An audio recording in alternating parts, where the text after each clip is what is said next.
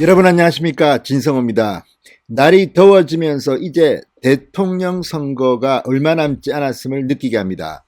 지금 민주당 내에서도 이재명, 이낙연, 정세균 지금 3강 구도에 대해서 피로감이 나오고 있습니다. 지쳤다, 참신하지가 않다, 친문 적자가 나와야 되는 것 아니냐. 그래서 여러 명들이 지금 준비하고 있습니다. 자, 지금 친문 진영 오늘 봉하마을을 대거 찾았습니다. 자, 이 자리에서 현수막까지 만들고 정세균, 이낙연 두 사람은 전직 총리로서 거의 대선 캠페인을 방불케했다고 합니다. 이들 말고도 많은 사람들이 왔지만 이재명 경기도지사 1등 후보는 등장하지 않았습니다. 대신 이광재, 추미애, 김경수 등등이 나타났습니다. 자, 그런데 이렇게 된 것은 3강 구도가 국민들한테 별 감흥을 주지 못하고 있다. 지금 민주당은 각 후보들이 줄 세우기를 하고 있다는 그런 비판까지도 나오고 있습니다. 이런 가운데 야권은 어떻습니까? 자, 윤석열 전 검찰총장이 압도적인 1위 지지율을 보이고 있습니다. 그런데 윤석열 전 총장이 너무 오랫동안 잠행을 하다 보니까 이 역시 피로도가 쌓이고 있다. 지금 여론조사 지지율도 윤석열 전 총이 압도적으로 1위를 하다가 요즘은 이재명 지사가 1등을 하는 것이 간혹 보입니다. 물론 이 둘 다 여론조사 방식에 따른 겁니다. ARS 조사는 주로 윤석열이 1위입니다. 직접 전화 면접 조사는 이재명이 1위가 나오는 것이 많습니다. 자, 이런 가운데 김기현 국민의힘 당대표 직무대행 국민의힘 원내대표가 7명의 이름을 거론했습니다. 윤석열 혼자만 가지고는 불안하다. 더 많은 두터운 후보군을 키우자. 그래서 7용을 띄우기 시작했습니다. 자, 7용을 띄운다는 것은 여러 가지로 의미가 있습니다. 이 중에서 윤석열을 제치고 누구를 시키겠다는 것이 아닙니다.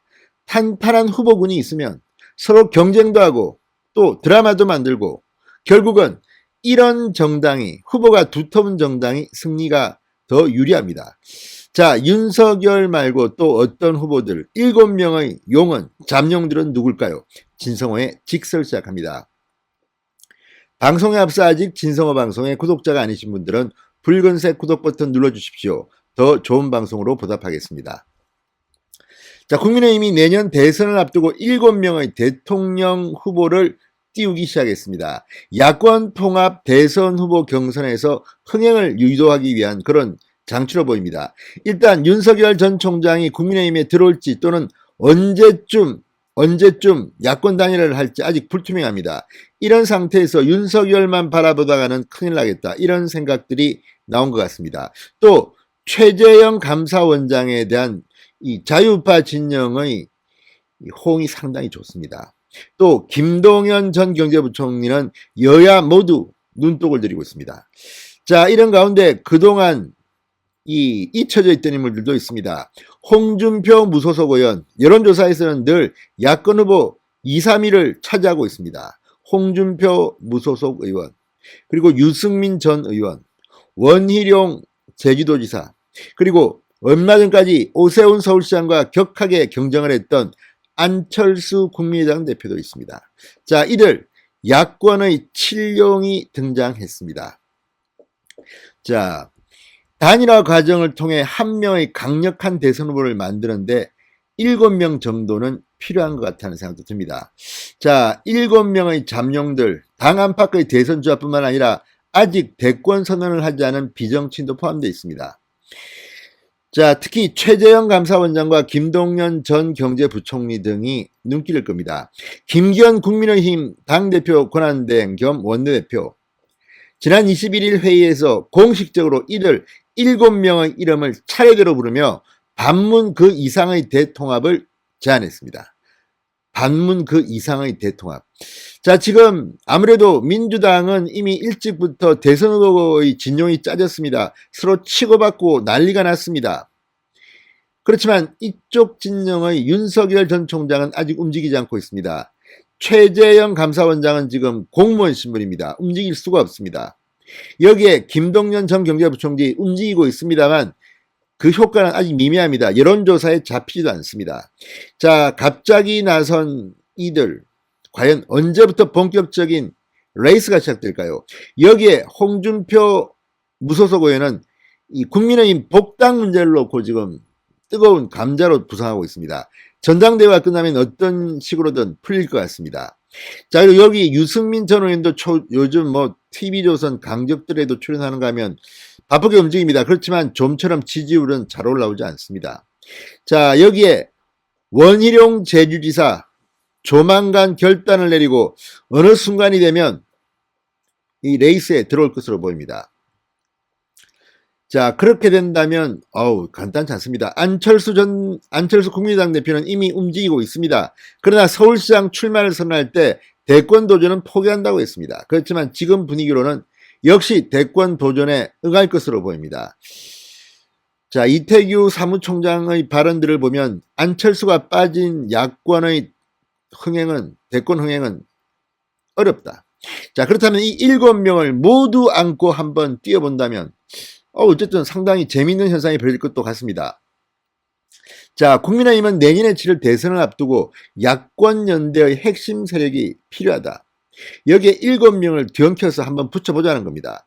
일부는 당 안에 있고 일부는 당 밖에 있습니다.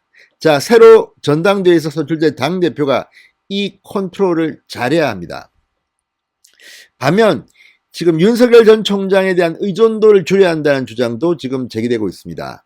왜냐하면 윤석열 전 총장이 아직까지 미지수이기 때문입니다. 출마 선언을 할 것은 분명해 보이지만 언제 할지, 또 제3지대에 있을지, 국민의힘에 들어올지, 반기문 전 유엔 사무총장처럼 잠시 있다가 그만둘지 뭐 이런 것들에 대한 걱정이 있습니다. 그러나 제가 볼 때 윤석열은 그렇게 반기문처럼 간단히 접을 사람은 아닙니다. 이미 상당히 많은 치밀한 준비를 하고 있고 윤석열이 가만히 있으니까 윤석열 외곽에 전문가 집단이 포럼을 만들고 또 지금 윤석열 당도 만들어지고 있습니다. 윤석열 본인 뜻과는 이거 다 관계없는 것이지만 외곽에 이런 정당과 전문가 조직이 만들어진다면 훨씬 더 유리한 고지에서 윤석열은 뛸 수가 있습니다.